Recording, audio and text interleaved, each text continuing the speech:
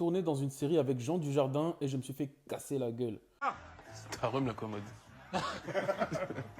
T'as dit quoi, toi? T'as dit quoi, toi, fils de pute? Non, Et puis vous allez me demander, mais comment ça se fait? Comment t'as été retenu dans le casting, machin? Déjà, mon rôle a duré moins d'une minute. Alors tout commence lorsque je commence à publier un petit peu de contenu sur Instagram. Je venais de perdre du poids, je venais de renouer avec les liens de mon corps, les liens de mon âme. Une agence me contacte sur Paris, je deviens mannequin sur Paris. Une agence me contacte à Londres, je deviens mannequin à Londres. Une agence me contacte à Amsterdam, je deviens mannequin chez Amsterdam. Ensuite, je reçois un SMS. Je ne sais pas d'où cette personne a eu mon numéro de téléphone. La meuf s'appelait Paris-France. Paris-France, je te salue, mais pourquoi je ne reçois plus de casting? J'étais si mauvais que ça.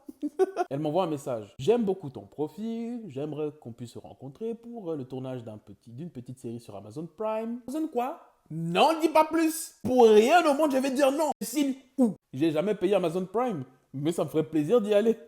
Passe une audition. Il y avait Marie-France et il y avait une autre personne à côté. Et ben, je connaissais pas mon texte. J'arrive tout ça, main dans les poches. Bon, bah, récite ton texte. Ah, fallait l'apprendre.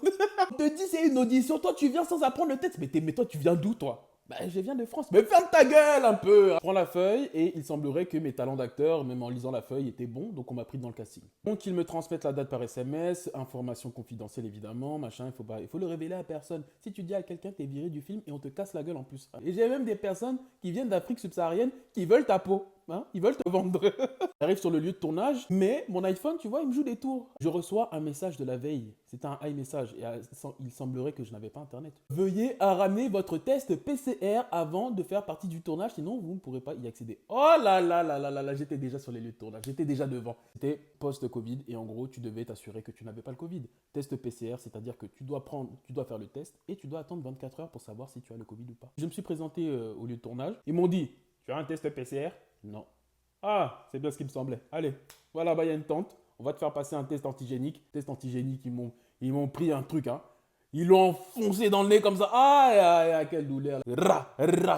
C'est bon, tu fais quoi là? Il n'y a rien à visser dans ma tête là. L'autre nez, pour être sûr. Mais non! J'ai saigné du nez, frère. C'est bon, c'est négatif, tu peux aller. Question que tout le monde va me poser. Est-ce que tu as vu Jean Dujardin? Évidemment que non.